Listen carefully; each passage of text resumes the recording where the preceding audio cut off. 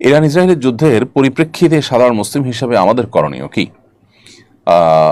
Iran ইসরায়েলের যুদ্ধের প্রেক্ষিতে শুধু নয়, বর্তমান জমানাতে অনেক ঘটনা প্রবাহ আছে, যে ঘটনা প্রবাহে আসলে আমাদের প্রপার কোনো ডিসিশন নেওয়া সবসময় ইজি নয়, বরং ধোঁয়াশায় পরিপূর্ণ এবং ফিতনায় পরিপূর্ণ। কিয়ামতের আগে আসলে ফিতনা এমনভাবে পতিত হবে, ধোঁয়াশা বিভ্রান্তি এমনভাবে ছেয়ে যাবে যে আমরা আসলে সিদ্ধান্তহীনতায় ভুগতে হবে, এবং সঠিক এবং বেঠিক সিদ্ধান্ত বের করে আসা, সঠিক এবং বেঠিক পথ নিরূপণ করা, এটা কঠিন একটা ব্যাপার হয়ে দাঁড়াবে। ইরান ইসরায়েল যুদ্ধের ক্ষেত্রে ব্যাপারটা অত জটিল না হলেও একেবারে সহজও নয়। একদিকে আমরা জানি যে ইরান, তারা আমাদের কেবলাকে কেবলা মানে, আমাদের রসুলকে রসুল মানে ইরানের শিয়ারা। অপরদিকে আমরা এও জানি যে শিয়াদের একটা গ্রুপ তারা ইসলাম থেকে খারিজ হওয়ার মতো বিশ্বাস লালন করে। যদিও শিয়াদের মধ্যে আর অনেক গ্রুপ আছে, যারা অনেকেই আছেন যে ইসলাম থেকে খারিজ হওয়ার মতো বিশ্বাস লালন না করলেও ভয়াবহ বিদায়াতে তারা লিপ্ত এবং সুস্পষ্ট বিভ্রান্তি এবং গোমরাহিতে তারা আছে।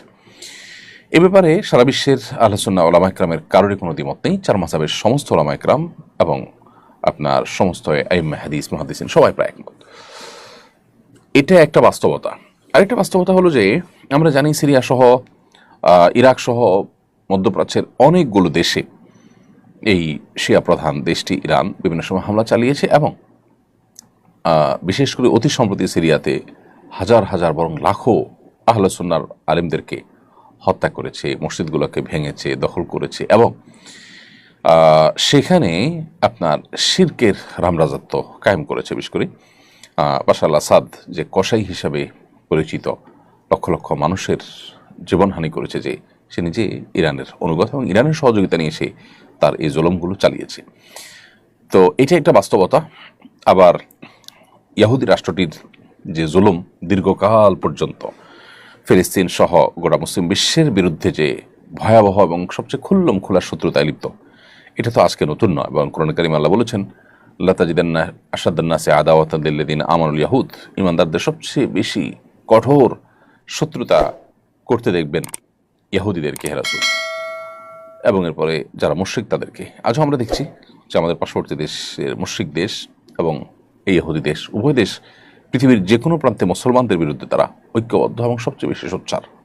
তো এই জন্য এই দুইটার মধ্যে আসলে আমরা কোনো একটাকে আপনার দেওয়া, প্রায়োরিটি দেওয়া এমনিতে জটিল। তবে এটা ঠিক যে আমরা যারা আমাদের আহলে কেবলা নয়, সেই ইহুদিদেরকে এক সাইডে রাখলে অবশ্যই শিয়ারা, যারা আমাদের কেবলাকে কেবলা মানেন, যাদের সাথে আমাদের অনেক দিক থেকে মিল আছে, তারা আমাদের সন্দেহাতীতভাবে আমাদের বহু কাছাকাছি, সেই জায়গা থেকে তাদের প্রতি আমাদের সিম্প্যাথি, তাদের প্রতি আমাদের সমর্থন থাকার কথা সূরা রুমের মূলনীতির আলোকে।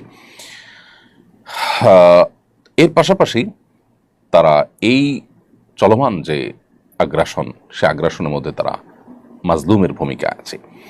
সেই জায়গা থেকে আমরা মাজলুমের পক্ষাবলম্বন করাটা, এটা হলো আমাদের জন্য সবসময় কর্তব্য। আমরা কোনো অবস্থাতে জালেমের সহযোগী বা জালেমের সমর্থন, এটা আমরা কোনো অবস্থাতে করতে পারি না। সেই সাথে আল্লাহ তাআলার কাছে আমাদের একটা কমন দোয়া থাকা দরকার, আল্লাহ চলমান সমস্ত ঘটনা প্রবাহের শেষ পরিণতি যেন ইসলাম এবং মুসলমানদের জন্য কল্যাণ বয়ে আনে। সে দোয়াটা আমরা মনে প্রাণে আল্লাহ তাআলার কাছে বেশি বেশি নিবেদন করব, এবং সকল প্রকার জুলুমের অবসান, জালেমের পতনকে আমরা আল্লাহ তাআলার কাছে কামনা করব কায়মন বাক্যে।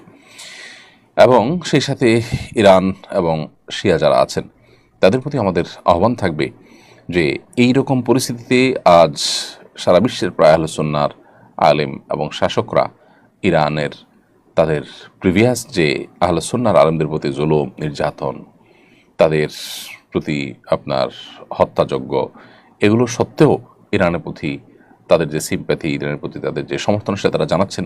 অতএব তারাও ভবিষ্যতে আহলে কেবলা নিজের স্বগোত্রীয় ভাইদের সাথে আচরণ করার ক্ষেত্রে তারা যেন আরও দায়িত্বশীলতার পরিচয় দেন।